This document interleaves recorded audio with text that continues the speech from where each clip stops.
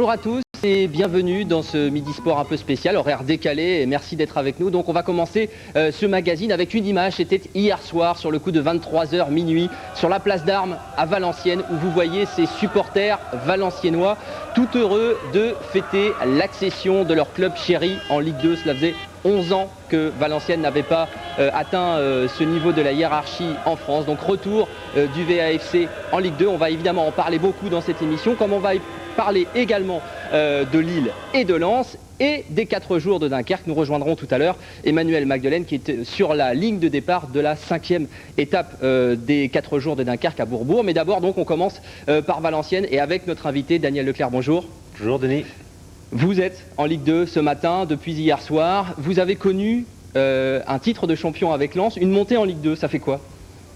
Ça fait beaucoup de bonheur à l'intérieur, encore une fois, puisqu'en plus, tous les Valenciennois attendaient cet événement depuis 11 ans, je crois. Ça fait un 3e club professionnel dans le Nord, dans la région Nord-Pas-de-Calais. Il y a Lens, il y a Lille, il y a aujourd'hui Valenciennes. On reste tout d'abord à notre place, mais c'est certainement une renaissance. Donc on va pas encore une fois découvrir le soleil tout de suite, mais on retrouve un petit peu de lumière. Bah écoutez Daniel, je vous propose de voir ce qui s'est passé hier soir. Vous y étiez bien sûr. Sergio Rosentro, Jean-Pierre Détor et Antonio Da Fonseca qui étaient pour nous donc Valenciennes-Ajaccio, le match de la montée. Ningesser et Valenciennes attendaient ça depuis 11 ans. 11 années loin du monde pro, une parenthèse interminable pour un tel club qui s'est refermé hier soir, vers 22h. C'est génial, quoi. Il n'y a pas de mots pour exprimer ça, c'est fantastique, regardez ça, c'est exceptionnel quoi. 3 heures plus tôt, les supporters prennent possession des lieux avec à l'esprit une certitude. Cette fois, ce sera la bonne. Seul ombre au tableau, l'éviction annoncée de Daniel Leclerc. Pour moi, ouais, c'est forcément avec Leclerc qu'on boirait, on n'en veut pas. C'est pas qu'on n'en veut pas, c'est que c'est Daniel qui nous a apporté la montée, c'est Daniel qui doit continuer avec nous. Drôle d'ambiance décidément pour une montée. Leclerc, remplacé par Antoine Comboiré sur le banc valenciennois, la rumeur n'a fait qu'enfler ces dernières semaines. On en oublierait presque le terrain et la réalité du classement. Pour être sûr de monter en Ligue 2, Valenciennes doit faire au moins match nul face à Ajaccio. Et tout commence plutôt bien. 13e minute, Steve Savidan, le buteur maison, y va de son petit but, le 18e de la saison. En seconde période, il y aura bien une petite frayeur avec l'égalisation d'Ajaccio à la 61e. Mais la frayeur ne dure que 3 minutes. Le temps pour Jérôme Lebouc de slalomer dans la défense corse et d'offrir à son équipe le but de la victoire. Daniel Leclerc remerciera ses joueurs, 1 à 1. Mais l'accolade avec Francis de Courrières, le président, est plus froide. Le vestiaire est en fête, mais la fête n'est pas totale. Bah c'est bon, allez, je vous aime. Le coach, on est deux, le coach. La montée en poche, le cas de l'entraîneur est à régler. Et dans les salons VIP, la nouvelle est officialisée. Comboiré sera bien l'entraîneur de VA l'an prochain. Le contrat de Leclerc n'est pas renouvelé. Moi je crois qu'on pourrait travailler ensemble. Je suis peut-être fautif, pas à 100%. Daniel un peu aussi, par son caractère, mais ça fait partie de sa personnalité. Mais je vous dis, il y a eu beaucoup d'éléments extérieurs ou internes au club qui se sont mis souvent entre nous deux et qui ont fait les malentendus. Leclerc écarté pour des malentendus. La nouvelle est dure à avaler pour la plupart des joueurs. Ça me fait mal au cœur, quoi. Et on aimerait bien que l'aventure continue avec les mêmes personnes, que ce soit président, entraîneur, joueur. Malheureusement, ça ne sera pas le cas, je crois. Et je vous dis, ce soir, je suis très déçu de ce qui se passe, quoi. Valenciennes est décidément un club à part qui s'offre une grosse pointe d'amertume le jour de sa montée en Ligue 2. Daniel Leclerc, on comprend pas bien. Il y a des entraîneurs qui sont virés pour manque de résultats. Vous montez et votre contrat n'est pas renouvelé. Qu'est-ce qu'il faut comprendre? C'est quoi les malentendus qu'il y a entre Francis de Courrières et vous? Le football, c'est tout sauf de la routine. Donc on va innover à Valenciennes et puis on va pas reconduire l'entraîneur qui a fait monter ce club avec certainement beaucoup d'apports, soutien d'un staff extraordinaire, mais beaucoup de messages de sympathie. Alors moi je ne veux pas m'éterniser sur ce problème, sur cette situation. J'ai vu un panneau qui résumait VA c'est une âme. J'ai une conception de l'âme pour un groupe. On n'a pas tous la même conception, on n'a pas tous la même valeur. Moi je suis loyal, je suis sincère. Je donne tout encore une fois pour mon métier. Je l'ai prouvé malgré une situation délicate. Je remercie encore une fois toutes les personnes qui m'ont soutenu, les supporters, parce qu'ils avaient besoin de ça et ça me fait énormément plaisir, bien sûr les joueurs. Et puis quand même avoir un message fort pour mon épouse qui m'a vraiment poussé à réaliser ce projet. Et puis dommage pour tonton parce que j'aurais été convaincu qu'il aurait énormément apprécié cette montée. Et justement, vous avez le soutien des joueurs, vous avez le soutien du public. Est-ce que vous n'avez pas envie de vous battre pour dire je dois rester l'entraîneur de VA, c'est moi qui ai fait monter en partie le club, c'est un groupe évidemment, mais c'est vous qui l'avez fait monter, vous avez le soutien de tout le monde. Le contrat d'Antoine Kombouaré, il n'est pas encore signé là. Oui d'accord, mais moi par rapport à certaines personnes et par rapport à ce qu'on dit, j'ai toujours essayé d'amener quelque chose de positif dans ce club. Donc toutes les personnes qui sont intervenues auprès de moi ont toujours eu un message très très positif pour faire grandir le club. Moi je reste à ma place, je suis simplement qu'un salarié en fin de contrat. C'est pas question de se battre ou aller contre une décision, c'est une décision qui a été prise par un président et puis je m'y tiens, c'est tout simplement. Rester au club, en quelques mots, en 10 secondes, rester au club sous la forme de manager, conseiller du club, ça vous intéresserait ? Écoutez, on m'a soi-disant proposé une place importante dans le club la saison prochaine. Alors, pour moi, d'après le message que j'ai bien compris, il y a 2 postes importants dans un club, c'est le président et l'entraîneur. Alors, si l'entraîneur est choisi, je vois qu'une 2e place importante, c'est le de président. Mais on va se retrouver ou avec 2 entraîneurs et 2 présidents. Ça risque d'être difficile à gérer. Merci Daniel en tout cas d'avoir été avec nous. Il y a un club qui va mal en national, c'est Wascal qui est dernier du championnat, qui a perdu hier à Sanois-Saint-Gratien. En revanche, il y a un club qui va très bien en CFA, c'est Boulogne. On va voir ça tout de suite en images. Vendredi soir, les joueurs de Philippe Montagnier en CFA recevaient la réserve de Lens en blanc. Et à l'issue de cette action un petit peu cafouilleuse, eh bien, on voit cette frappe de Vincent Léoumans qui est repoussée par une main lensoise. Ça donne un pénalty que El Hadjri va transformer en 2 temps. Boulogne l'emporte 1-0, victoire très précieuse. On voit les autres résultats tout de suite en panneau avec notamment la défaite de Calais qui ne va pas très bien et la précieuse victoire de l'Équin au classement. Donc Boulogne caracole en tête, mais attention, Beauvais qui compte un match en plus et à un petit point derrière. On va parler maintenant de basket puisque hier il y avait aussi des matchs très très importants avec notamment la joie des joueuses de Villeneuve d'Ascq qui s'imposent contre Aix-en-Provence hier soir de 4 points 74-70, victoire très précieuse puisque ça permet aux joueuses d'Abdou Ndiaye de disputer, de décrocher une place en Coupe d'Europe l'an prochain. C'était l'objectif. Villeneuve d'Ascq qui termine donc 6e de ce championnat, 2e du groupe B. L'honneur est sauf. On est passé hier soir dans la salle de Valenciennes avec en jaune les joueuses de Laurent Buffard qui devaient battre Mondeville pour s'assurer la première place du classement de ce groupe A. Et bien c'est fait, victoire facile des joueuses de Valenciennes, plus de 20 points. Valenciennes qui recevra mardi pour le premier match de la finale au meilleur des 5 manches de ce championnat de France de basket féminin. Et bien Bourges, ce sera à 18h30 mardi soir, on y sera. On va rejoindre maintenant Emmanuel Magdelaine qui nous attend à Bourbourg pour le départ de la 5e étape des 4 jours de Dunkerque. À vous Manu.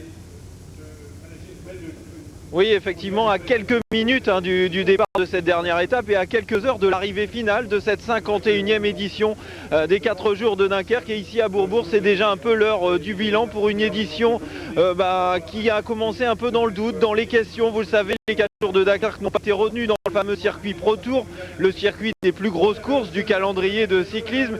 Et on en redoutait les conséquences pour l'intérêt de la course. Et bien finalement, aujourd'hui, le bilan est beaucoup plus optimiste. Voyez ce reportage sur des images de Bernard Deron avec Régis Broy, Achille Huige, montage Stéphane Zubeck.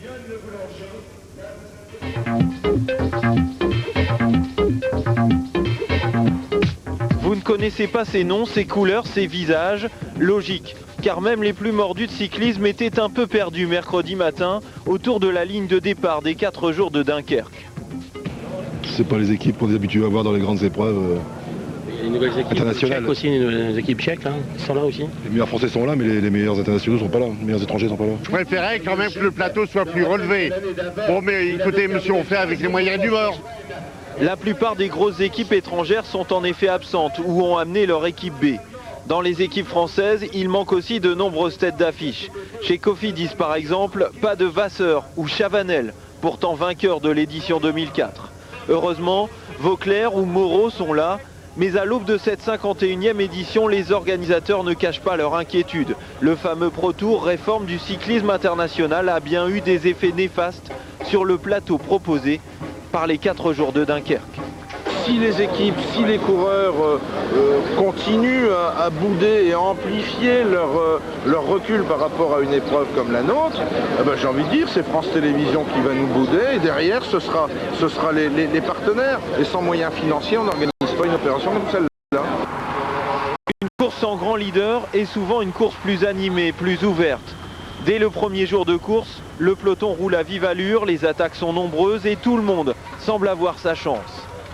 Lors de la deuxième étape qui arrive à Lens, c'est Philippe Gilbert qui profite de cette situation. Ce jour-là, le jeune espoir belge est à peine surpris d'être alors propulsé favori des 4 jours. Quand je suis arrivé ici, je ne savais pas trop, puis quand j'ai eu la liste des partants, j'ai vu que c'était pas très relevé du tout. Donc il n'y avait que 3-4 noms à surveiller déjà, donc c'était beaucoup plus facile. Et puis là, j'ai pu déjà faire une petite différence sur ces noms-là. Le plateau n'est peut-être pas relevé, mais certains noms de vainqueurs d'étape sont prestigieux. Thor Hushovd, maillot jaune du dernier Tour de France, gagne au sprint à Marc-en-Barœul le premier jour. Et vendredi, dans la côte du Cap Blanc-Nez, devant une foule presque digne du Tour de France, Thomas Vauclair, le très populaire champion de France, l'emporte détaché. L'image est belle et c'est un très gros coup médiatique pour les 4 jours de Dunkerque. Samedi matin à Boulogne-sur-Mer, au village départ, les organisateurs sont donc rassurés, optimistes. Grand vainqueur, grande course. Christian Prudhomme qui était avec nous hier a dit de toute façon vous n'avez rien d'une petite course et je ne sais pas ce que vous faites à la traîne derrière. Mais bon, c'est pas nous qui pouvons nous proclamer Pro Tour. Devenir très vite une course du Pro Tour, quitter la 2e division du cyclisme. C'est donc bien le rêve des 4 jours de Dunkerque. Lieu de départ originaux, animation, organisation rigoureuse, tout est mis en œuvre pour atteindre cet objectif. Je pense que ça mériterait parce que il y a tout, je veux dire, il y a tout pour faire une excellente course et on a vu des organisations qui avaient justement ce label Pro Tour et qui n'avaient absolument pas la qualité des 4 jours de Dunkerque. Reste à trouver un vainqueur à la hauteur suffisamment médiatique pour confirmer ses impressions. Hier midi sur le podium, Jean Baudard prend à part Christophe Moreau et lui souffle que les 4 jours comptent sur lui. Le meilleur français des derniers Tours de France, vainqueur à Dunkerque, voilà qui aurait effectivement de l'impact. Un peu plus en tout cas que l'Allemand inconnu Gerdemann, maillot rose hier, ou que le Russe Vladimir Efimkin, leader virtuel pendant quelques kilomètres, vainqueur d'étape et actuellement 2e au général. Pour l'instant, c'est le Français Pierrick Fédrigo de l'équipe Bouygues Télécom qui est en rose. Christophe Moreau est 3e à 19 secondes. Voilà, Pierrick Fédrigo parviendra-t-il à maintenir sa petite avance sur Christophe Moreau et Vladimir Efimkin? On le saura cet après-midi à partir de 16 h en direct sur France 3, évidemment ce soir dans le journal à 19 h. Merci Manu, on vous retrouve donc ce soir à 19 h. On va parler maintenant de la Ligue 1 et du déplacement de Lens à Metz. Lens qui vise toujours l'Intertoto. Résumé signé Jean-Luc Douchet et Christian Tronquet.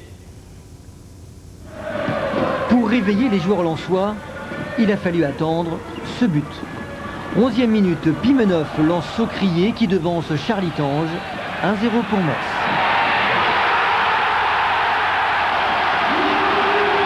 Le Racing se met enfin à jouer au football, mais ni Nicolas Gillet, ni Olivier Thomer ne parviennent à tromper le gardien messin, Grégory Vindé.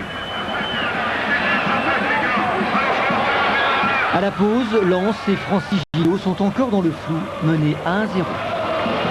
Il faudra patienter la 50e minute et ce coup franc somptueux de Jussier pour voir les Lensois revenir au score. Le Brésilien inscrit son premier but sous les couleurs lensoises, un but dont il se rappellera longtemps. La suite est une succession d'occasions franches des deux côtés. Si Alou Dira rate le cadre sur cette tête piquée, son coéquipier Charlie Tange sauve la maison sans et or à 2 reprises. 2 interventions parfaites, tournant du match. En fin de rencontre, Daniel Cousin aurait dû bénéficier d'un pénalty sur ce tirage de maillot d'un défenseur messin. Score final, 1-1. Je pense qu'on peut gagner. Mais bon, on ne peut pas faire une bouche, on prend un point extérieur, c'est bien quand même. On se retrouve 9e, on est à 1 point du 8e. Donc après l'Intertoto, ça peut passer par la 8e place. On va essayer de gagner Rennes et puis après, on prendra les armures pour aller à Bastia. Il reste 3 matchs aux Lensois pour se qualifier pour l'Intertoto. Alors Lens qui vise bien sûr l'Intertoto, Lille qui rêve de la Ligue des Champions, qui en rêve de plus en plus après le résultat d'hier soir. Voici ce que les Lillois ont fait contre le Paris Saint-Germain et toute la préparation cette semaine avec Thomas Milot, Bruno Espalieu, Emmanuel Kinard et Alain Dinsdal. En entrant sur le terrain hier soir, les Lillois le savent, ils doivent impérativement gagner contre le PSG pour s'accrocher à la 2e place du championnat. Cette semaine, les hommes de Claude Puel se sont entraînés avec à l'esprit cette qualification de plus en plus probable en Ligue des Champions. Dernière ligne droite, la pression monte dans l'effectif lillois. Les places sont maintenant très chères en tête de tableau. Entre Monaco, Marseille et Lille, la bataille va faire rage et ça sera sûrement le plus costaud, pas spécialement au niveau de son football, au niveau groupe, ça sera le plus costaud dans sa tête qui coiffera les autres à la ligne d'arrivée. Derrière l'invincible Lyon, bras de fer entre Lille et Monaco pour cette seconde place qui ouvre les portes de la prestigieuse Ligue des Champions. Bataille relancée dimanche dernier au stade Louis II où Lille avait l'occasion de prendre de l'avance, occasion manquée puisque Monaco l'emporte 2-0 revenant à 1 point des nordistes au classement. Les 2 clubs rêvent de la plus grande des Coupes d'Europe. La Ligue des Champions, c'est sûr que c'est un rêve de gosse, quoi. Quand on regarde les matchs à la télé, c'est beaucoup de rêves, mais je veux dire pour l'instant c'est vraiment que du rêve parce qu'on n'a pas les points nécessaires pour pouvoir trop rêver. On y pense forcément. Après, comme nous, on s'était fixé cet objectif que d'être européen, vu notre parcours actuel, ça va être très difficile. C'est vrai, là on a peut-être utilisé notre joker à Monaco, donc maintenant on n'aura plus le droit à l'erreur, essayer de faire carton plein à domicile et pourquoi pas aller arracher quelque chose à l'extérieur. Un carton qui passait obligatoirement par une victoire face au PSG hier soir au Stadium. Les 2 équipes se sont créées peu d'espace en première mi-temps. 28e minute, frappe de Mathieu Bodmer, mais Letizy dévie la trajectoire hors de sa cage. Côté parisien, on retiendra cette occasion manquée de Louboya qui n'a pas su profiter de l'erreur de Chalmé en défense. 2e période, Moussilou, souvent servi, est à chaque fois trop seul pour créer le danger. À 10 minutes de la fin, Claude Puel change donc de tactique, remplace Bodmer et Moussilou par Fauvergue et Miralas. Pari très risqué mais gagné à la 85e. Miralas, 17 ans, premier match en Ligue 1, inscrit aussi le premier but de sa carrière professionnelle. Un but qui pousse le LOSC un peu plus près encore de cette Ligue des Champions. J'ai reçu le ballon et j'ai pas réfléchi, j'ai tiré et puis j'ai marqué. Et tant mieux pour l'équipe. Et derrière, qu'est-ce que tu as ressenti? Beaucoup d'émotions, mais là, comme je vous dis, j'ai pas encore réalisé, donc je sais pas encore. Ils sont, comme je disais, à un âge où ils ont de l'insouciance, donc ils ne maîtrisent pas et ils ne gèrent pas les événements, ils se lâchent et ils donnent tout. Donc ça peut être intéressant dans cette fin de parcours de faire appel à ces jeunes-là. Une fin de parcours plutôt favorable au LOSC, tout d'abord à Nantes, puis à domicile face à Ajaccio, avant de terminer par une rencontre qui s'annonce difficile à Auxerre. Avec le match nul de Monaco hier à Rennes, Lille a pris 3 points d'avance sur son rival. Mais la bataille pour la qualification en Ligue des Champions n'est pas terminée.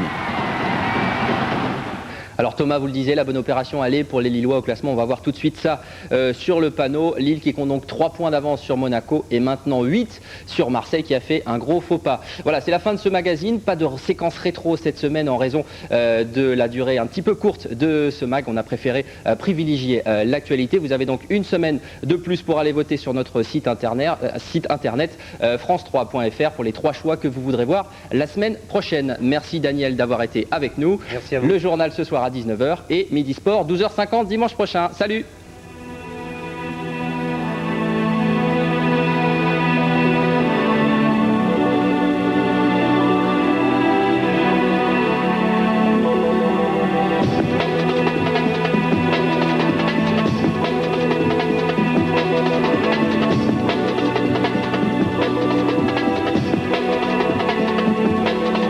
a croisé la mort dans le jardin public, Barnaby s'attaque aux racines du mal tout de suite sur France 3. J'en pouvais plus, je suis pas un salaud. Madeleine Robinson, Gérard Philippe. La pauvre femme, mourir comme ça, sans pouvoir se défendre. C'était bête de revenir ici, c'était plus fort que moi, il fallait que j'entre tout ça. Passé et présent sont au rendez-vous. Peut-être un sadique, peut-être qu'elle l'aimait, elle était pas toute jeune. Un accident, c'est vite arrivé. Il n'y a rien à justifier. Tous les autres autour d'elle, tu peux pas t'imaginer la vie qu'elle m'a fait mener. C'était pour la voler, tous les bijoux ont disparu. Tu l'as pas tué pour ça, mais tu les as pris quand même. Ça finirait sur les chapeaux, que ça ne m'étonnerait pas. Tu vas te taire, dis. L'acteur phare des années 50, otage de son enfance sur une si jolie petite plage. Demain, 15h sur France 3.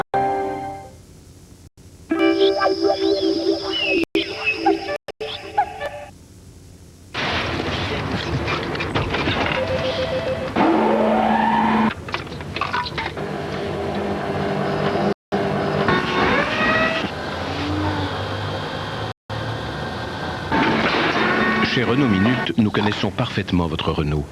Alors forcément, ça va vite. Très vite. Qui mieux que Renault peut entretenir votre Renault?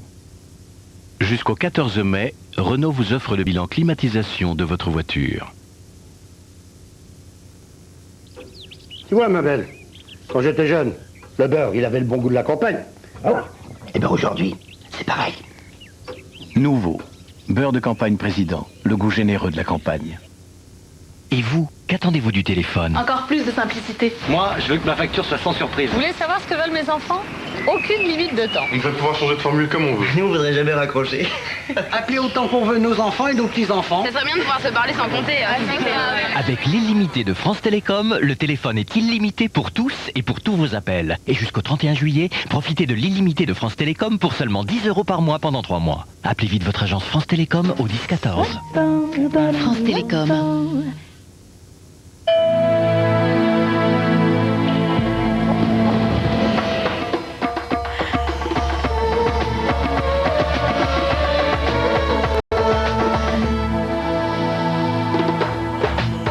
Volvic thé vert menthe du Maroc, au rayon thé glacé. On va mixer de jaunes feuilles d'épinards pour garnir les rouleaux de saumon. Ensuite, on rajoute une bonne cuillère de boursin cuisine, ail et fines herbes, et c'est parti. Dedans, il y a de la bonne crème, des fines herbes et des épices. Le reste, hop, dans la casserole, ça nous fera une sauce délicieuse. Ensuite, ajoutez le citron, et voilà. Elle est pas belle, la vie? Boursin cuisine. Pas compliqué, vous êtes un chef. Et pour les, il y a boursin cuisine léger, ail et fines herbes, 12% de matière grasse.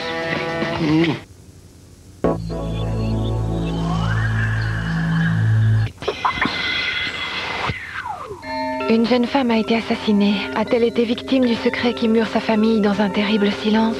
À 20h55 sur France 3, les masques tombent et révèlent la vérité sur la nuit du meurtre. À 23h après Soir 3, du printemps à l'automne 44, de la Normandie à Paris, retour sur les mois décisifs qui ont rendu à la France sa liberté. Au cinéma de minuit, rongé par la vengeance, Lionel Barrymore et ses petites poupées humaines sèment la plus monstrueuse terreur.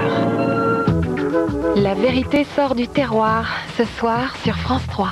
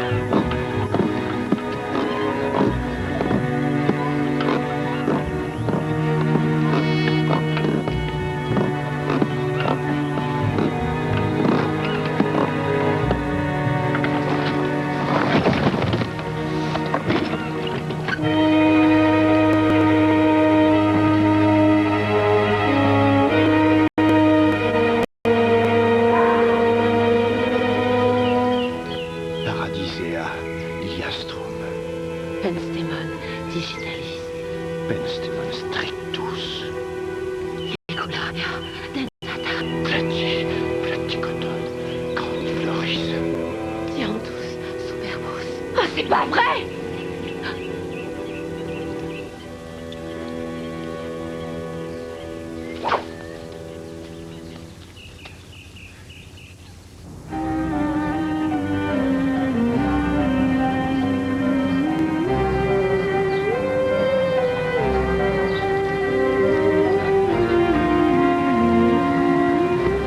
Bonjour mon ami Pen. J'ai entendu